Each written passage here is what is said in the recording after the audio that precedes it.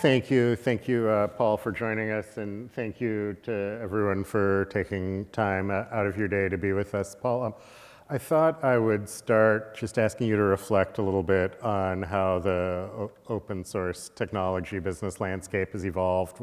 When you started out in open source, Red Hat was really the only company making a significant go of it, and then when we saw some of those charts in Dharmesh's presentation, there were a bunch of different companies out there with multi-billion-dollar valuations. Just talk a little bit about both how you think the market has changed, but also what it's meant to Red Hat to be based on open source. Sure. So when I joined in '01, believe it or not, we were a retail-focused business. I remember the first release when I came in, we had to get on the shelf by October so we could hit the Christmas rush in the bookstores. And I'm a geek. I'd be happy to get Linux for Christmas, but I don't know how big that market is. But it was only $29.95 a box for unlimited use, so that was a big problem.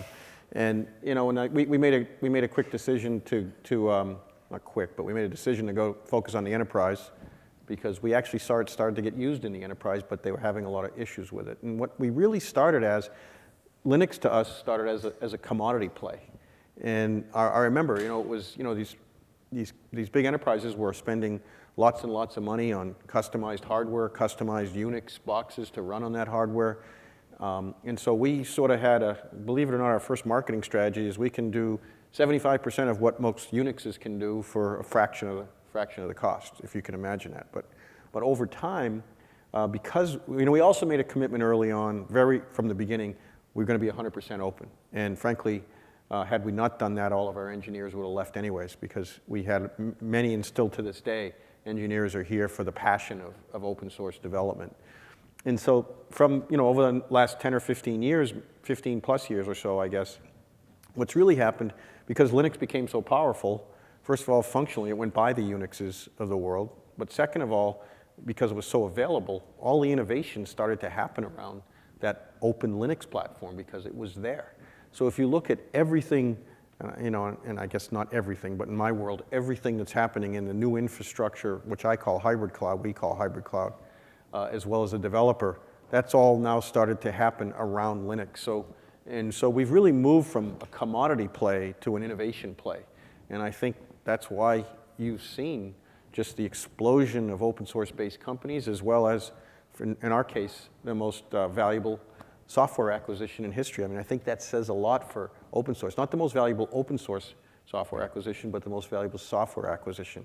And that tells us where it's going as well. So you made a decision to make everything open on the software side, to not have like the freemium model of this functionality you have to pay extra for. That's different from the decision that many open source companies have made.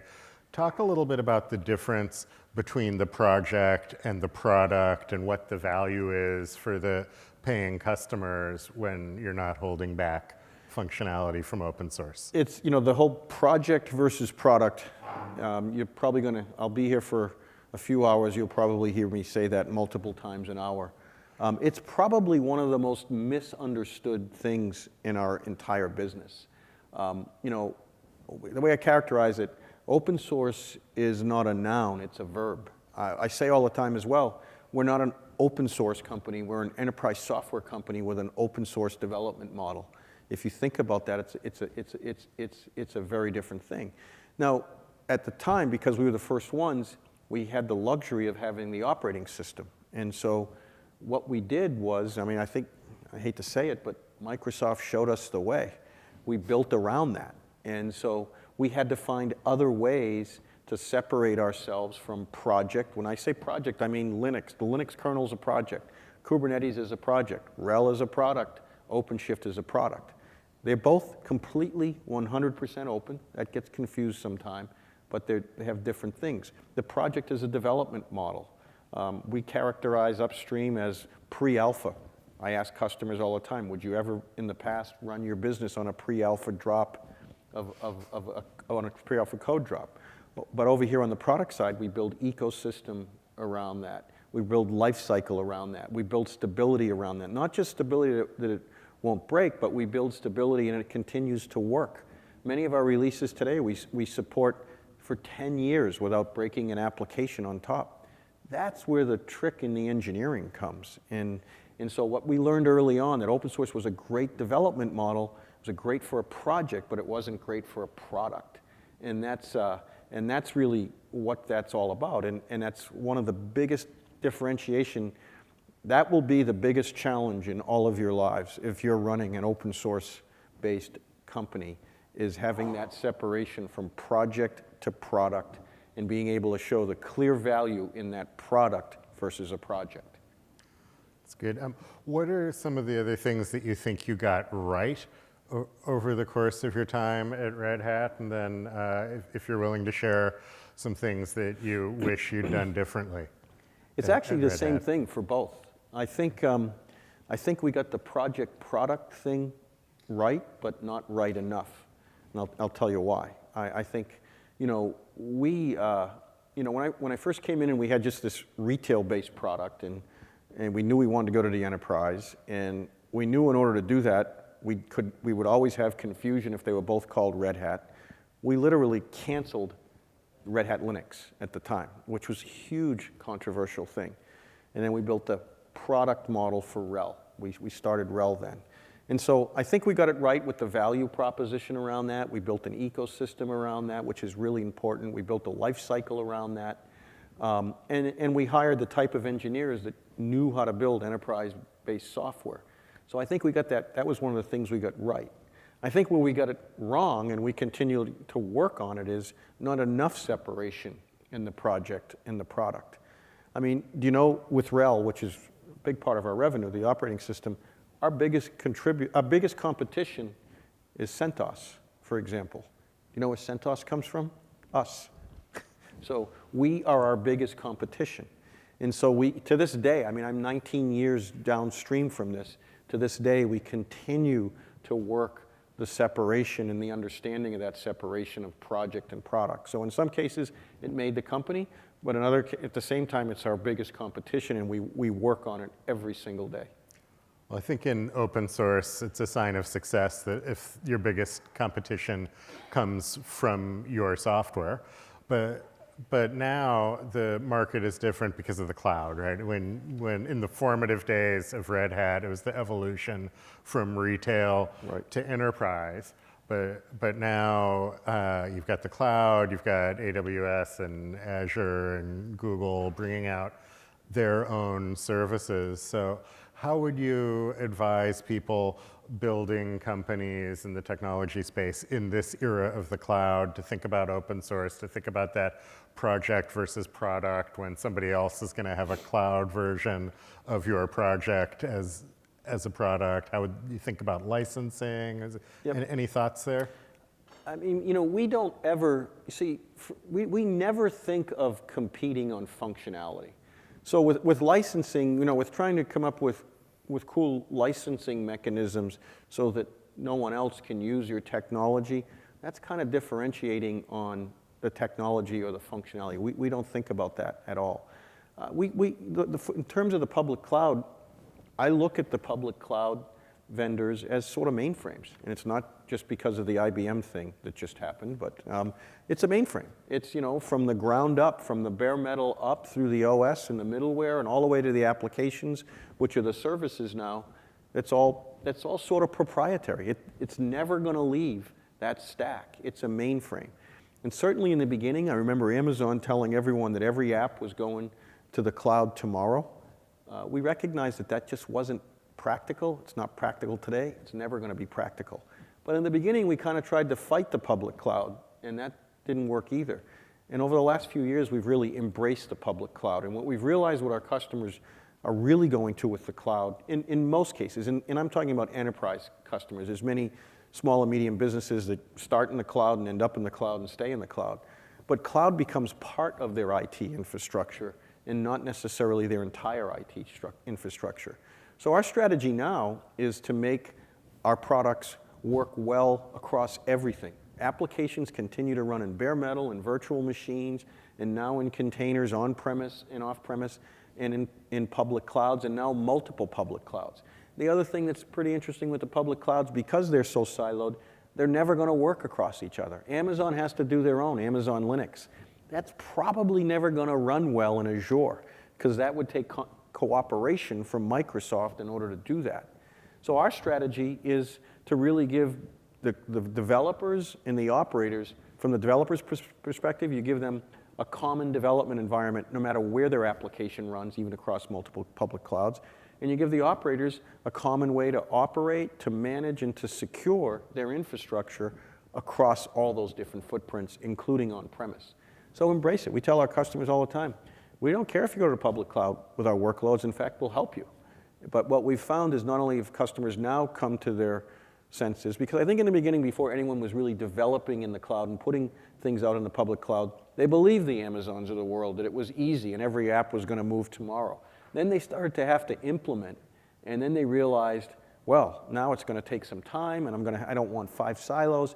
And now they even find themselves wanting to have competition between the cloud providers, and they don't want those silos. So to us, that's the sweet spot, is to make the customer journey, make the customer experience for the developers and the operators one and the same across all those footprints.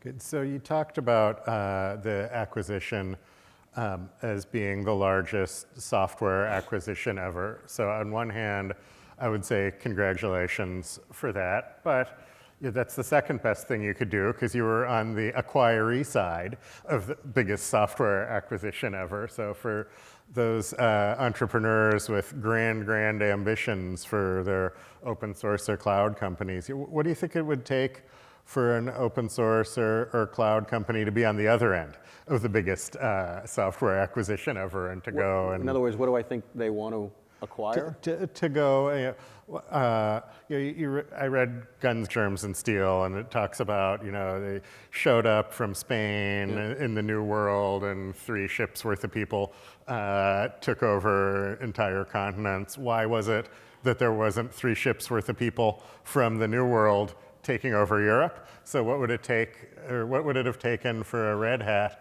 to have bought IBM, or for some future new emerging open source company? I'm not sure the acquisition's over yet.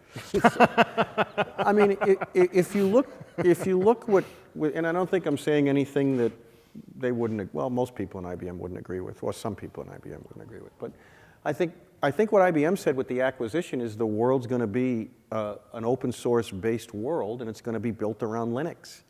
And I know that's what they said. And I think what it says is you're going to see their software portfolio and software product line probably be based in a lot more red over the coming years than blue.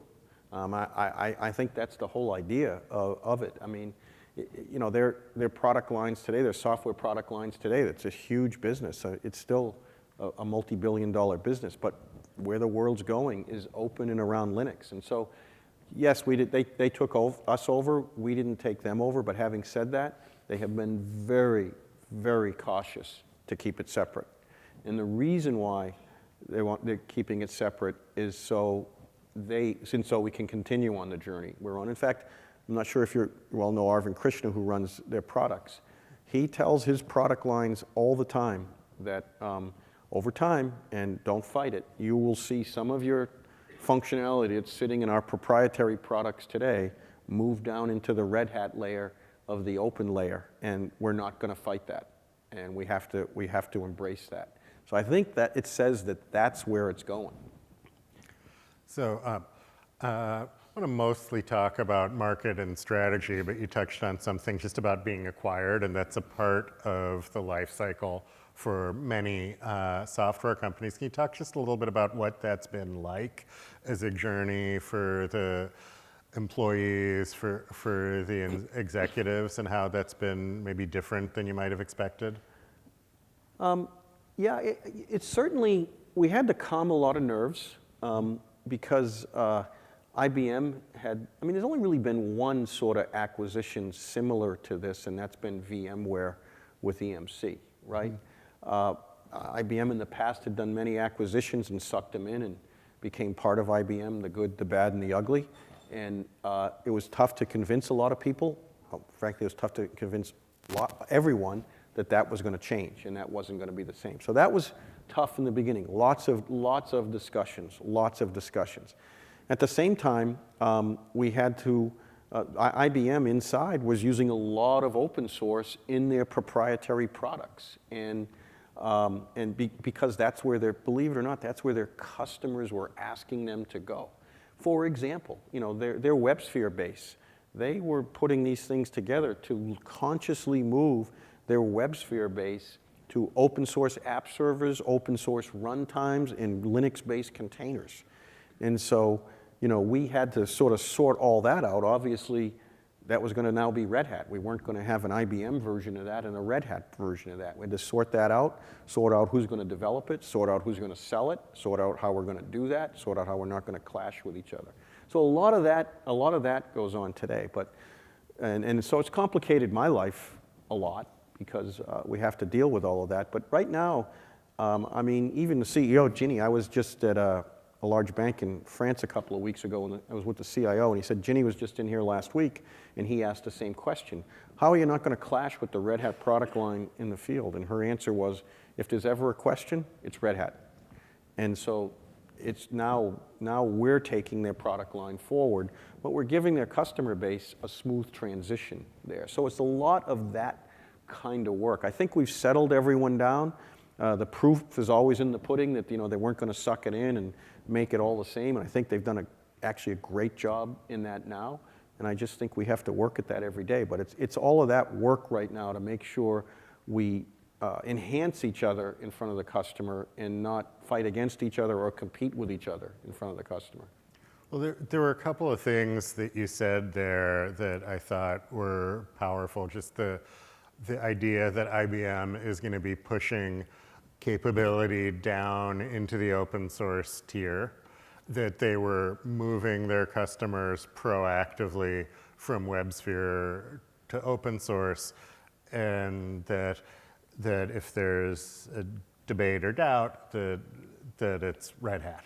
And so those all sort of speak to, I think, two things on the part of IBM top management. One is a bravery to embrace what's new, but the other is has to come from a deeply held belief that this new technology is the future and has won, and you're no longer fighting it.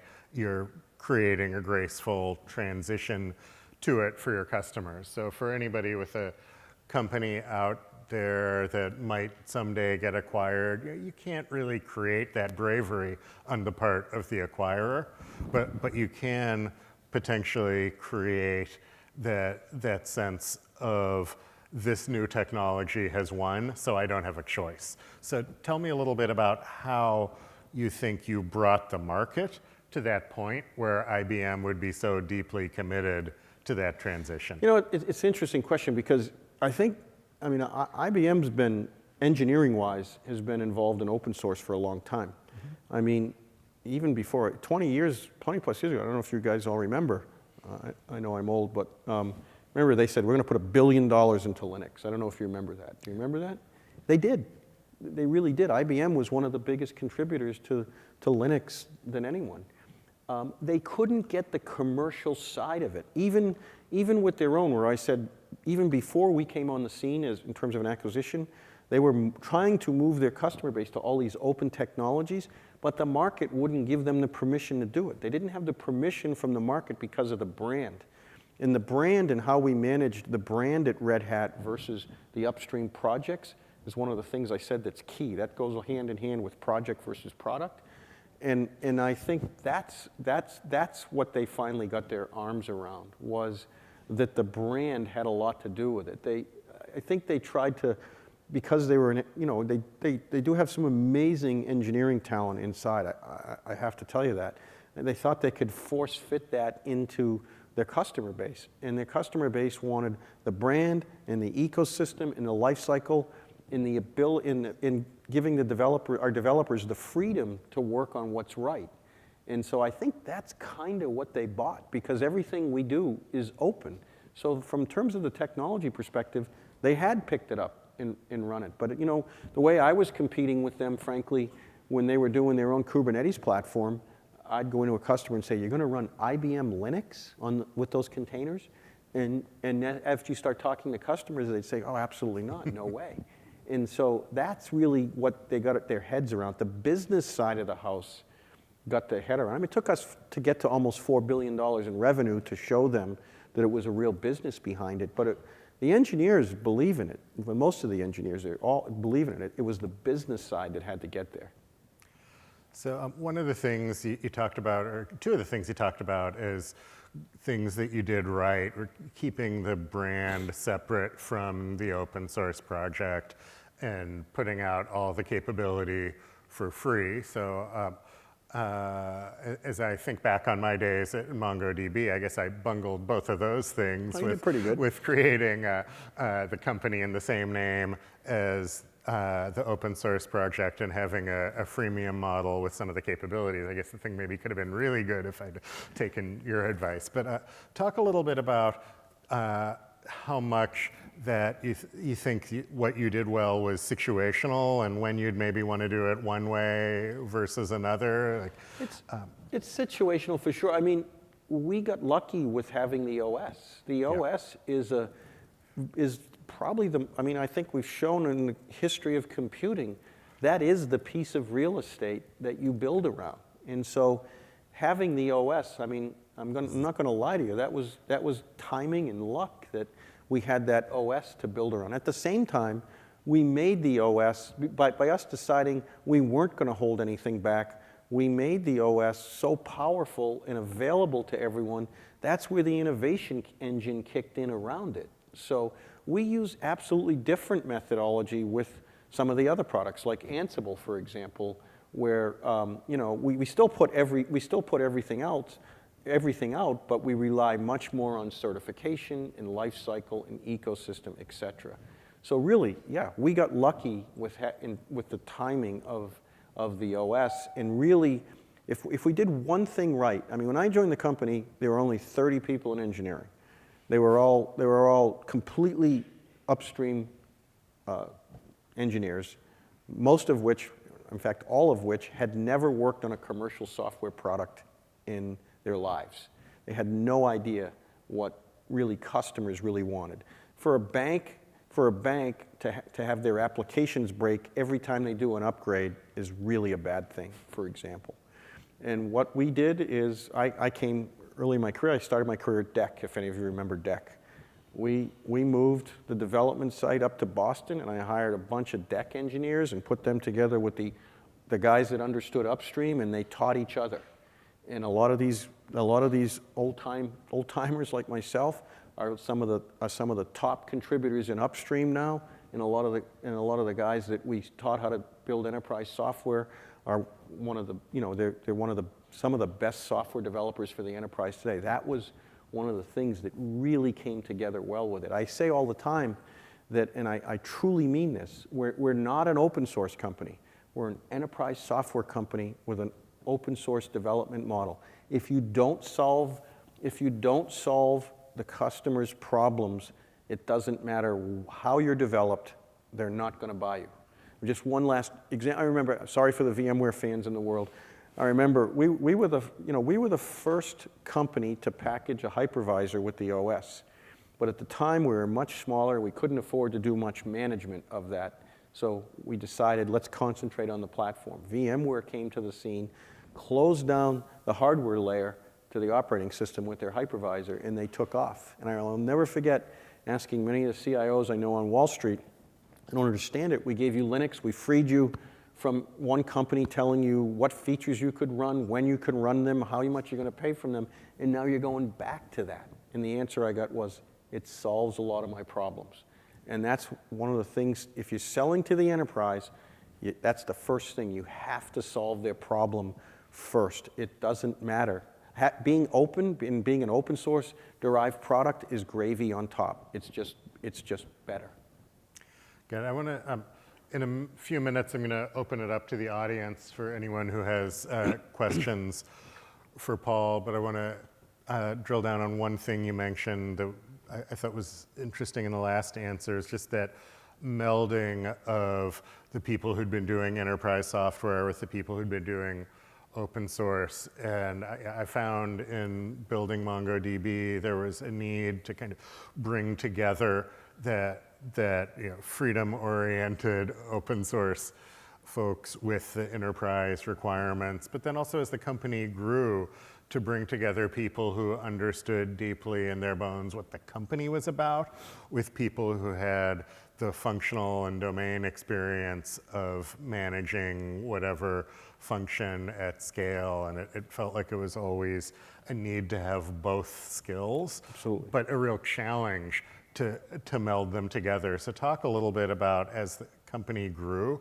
how you led in a way that brought those different skills together, and what was hard there and how you handled it. Well, we laid down our principles really early on, that everything we're going to do is going to be open. And so, we didn't have to question that every day.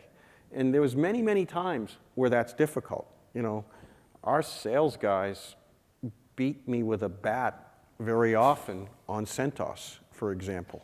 But we won't waver on that. I mean, that may change in its form and all of that, but how that's out there and the value that brings to developers, et cetera, we'll never waver on that, because that's what we decided 20 years ago.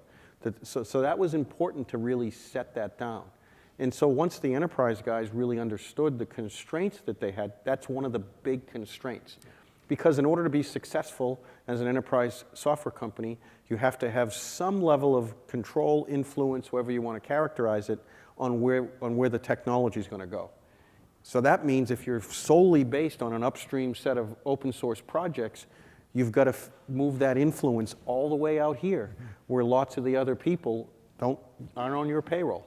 So a lot of our enterprise developers had to turn into really good community developers at the same time. And at the same time, a lot of the open source people knew that if we brought down one of the Wall Street banks, we had a big problem on our hands, and so they had to learn that as well. So it was over time just keeping that mix, but I think having that one core value from the beginning, where 100% open, was probably the thing, and not having to revisit that every week was probably the one thing that kept that line or that stability. And everyone in the company knows we're not crossing that line. So you said you didn't have to revisit it every week. How many times a week did the sales guys ask you to revisit it? They still ask, believe it or not, all the time. All right. Well, does anyone in the audience have questions for Paul? I should have planted some, but I thought that with this group of entrepreneurs, there's sure to be some questions. There's one up front. Sorry. I see a question there. Hi, my name is Jiten Vaidya. I am the CEO of PlanetScale. Nice to meet you. Nice to meet you. And one of the bets that we are making is that in next 2 to 3 years, Kubernetes is going to end up being a de facto operating system on the cloud. And I think you guys are uniquely positioned to have OpenShift be a vendor-neutral implementation of Kubernetes on which companies like ours can, say, run database clusters which can span public cloud providers. Right. Do you have any plans, like instead of GKE, if I could go to a OpenShift managed service and run my database as a service on that? So is there any plan from IBM/Red Hat? It's Red Hat. IBM doesn't drive our roadmap. Okay. So I'm sorry to be a pain on that, but that's sort of like that line of open source not going over. I mean, it has to work that way, right? Okay. So are there any plans from Red Hat to run OpenShift as a managed service across clouds? We do it today. Okay. We do it today. We run it as a managed service from the clouds today. So in theory, we could orchestrate containers in someone else's cloud from one cloud. We could do that today. We actually don't run it as a managed service on premise today. Okay. We run as managed service in Amazon. We run as a managed service in Azure today, and IBM may in fact, the services side of IBM may in fact use OpenShift to run a managed service on premise to span across all of that. But in theory, it doesn't matter where it runs. You can orchestrate across that. We have over arching manager where we can manage cross-cluster. It would be a different cluster, and so we can manage cross-cluster in OpenShift today. Awesome. Thank you. Yep. More questions?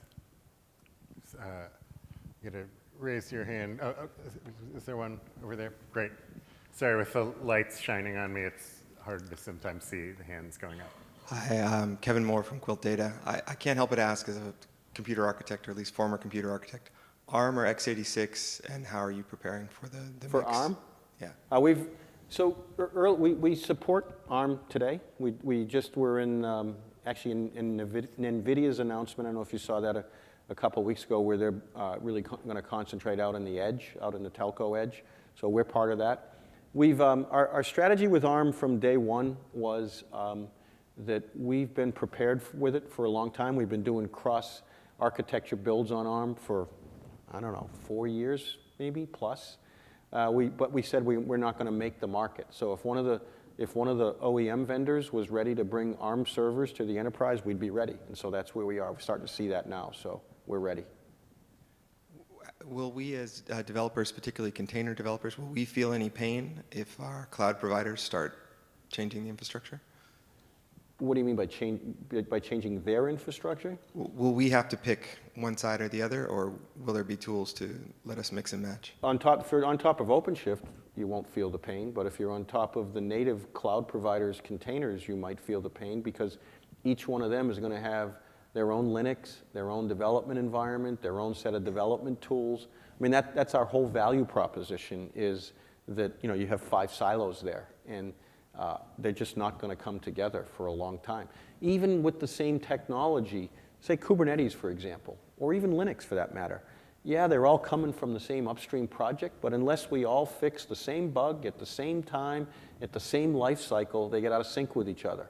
And that's not, there's no way you can do that. So that's our whole strategy and value proposition to our customer base, is from a developer standpoint, doesn't matter where you build and or deploy your containers in this case, that it's the same environment, same set of tools, same security, et cetera. Thanks for asking me that. That's because that's a good plug. Time for just a couple more questions. So, anything else? Nobody else? All right. All right. Well, thank you Thank so you. much, Paul. This was really, really interesting for me. I think hopefully the rest of the audience also enjoyed it as much. Thank you. you.